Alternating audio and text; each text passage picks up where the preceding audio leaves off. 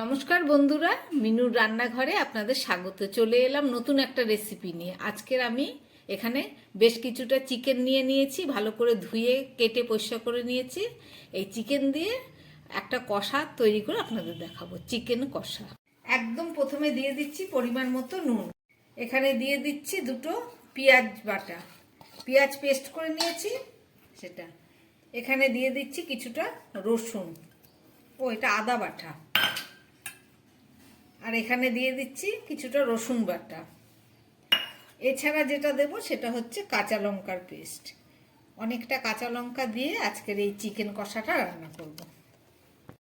আর সঙ্গে দিয়ে দিচ্ছি কিছুটা টক দই।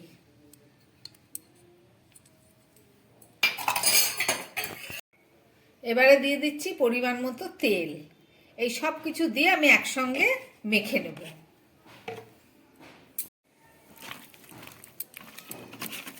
ভালো করে মেখে নিলাম। এটা এখন 15 মিনিটের জন্য থাক, ফেরত এসে রান্না করে দেখাচ্ছি।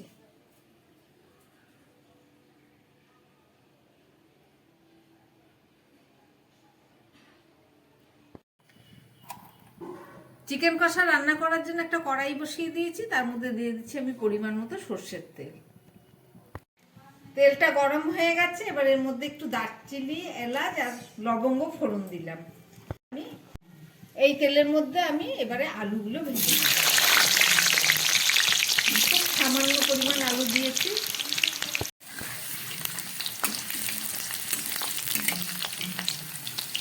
দিয়ে দিচ্ছি দুটো তেজপাতা, আর দিয়ে দিচ্ছি কেটে রাখা পেঁয়াজ।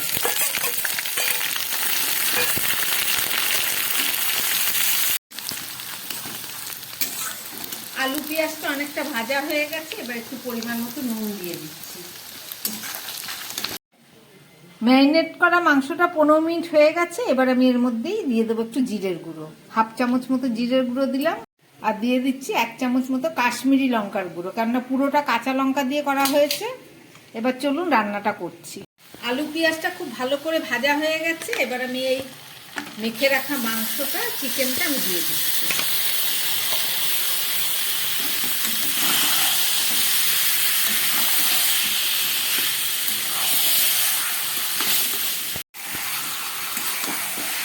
সমস্ত মশলা দিয়ে খুব ভালো করে কষাচ্ছি।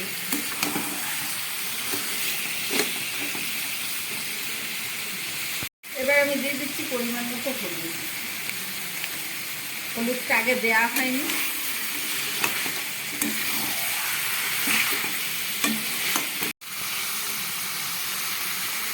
এবারে কয়েক টুকরো টমেটো দিয়ে দিলাম। আর এখানে এই যে মশলার জল, এই মশলার জলটাও দিয়ে দিচ্ছি। এখনো পুরোপুরি কষেনি। এবার এটাকে ঢাকা দিয়ে সিদ্ধ করবো, আর নেড়ে নেড়ে এটাকে কষাবো। এইভাবেই রান্না করব। চিকেনটা ভালো করে ফুটে উঠেছে। এবার আমি একটা ঢাকা দিয়ে দেবো। তার আগে দিয়ে দিচ্ছি একটু পরিমাণ চিনি, সামান্য দিলাম, কারণ অনেকটা টক দই দেওয়া হয়েছে। ঢাকা দিয়ে দিচ্ছি। এবার গ্যাস কম করে এটা 5-6 মিনিট রান্না হোক, তারপরে কষিয়ে রান্না করব। প্রায় 5-6 মিনিট গ্যাস কমিয়ে রান্না করার পর এবার ঢাকাটা খুলছি।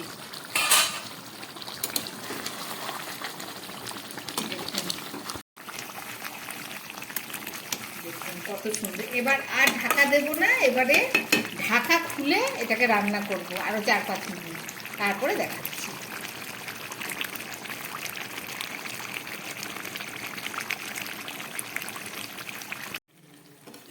দেখুন মাংসটা কষাতে কষাতে একদম ঝোল শুকিয়ে গেছে, চারিদিক থেকে তেল বেরিয়ে গেছে, আর চিকেনটাও খুব ভালো সিদ্ধ হয়ে গেছে। সঙ্গে আলুগুলো, এই দেখুন আলুগুলো কিরকম সিদ্ধ হয়ে গেছে। আপনারা চাইলে এরকম কষাও রাখতে পারেন, অথবা একটু জল দিয়ে আর একটু ঝোল বানিয়েও নিতে পারেন। আমি খুব সামান্য একটু জল দিচ্ছি, কারণ এতক্ষণ ধরে কষেছে তো একদম শুকনো হয়ে গেছে।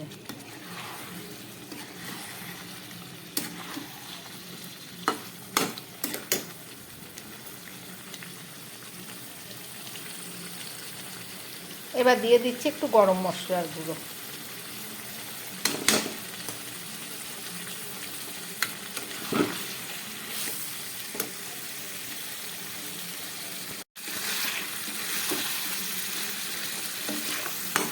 গরম মশলা দেওয়া হয়ে গেছে, রান্না আমার একদম রেডি। এবার আমি গ্যাসটাকে বন্ধ করে আবার 2 মিনিটের জন্য ঢাকা দিয়ে দেবো। ঢাকাটা দিয়ে দিলাম, এবার আমি গ্যাসটা বন্ধ করে দিলাম। রান্না আমার একদম রেডি। মাংসটাকে ঢেলে নিচ্ছি। দেখুন বন্ধুরা, কত সুন্দর রান্না হয়েছে, সব মেখে মুখে একসঙ্গে বসিয়ে দিয়েছি।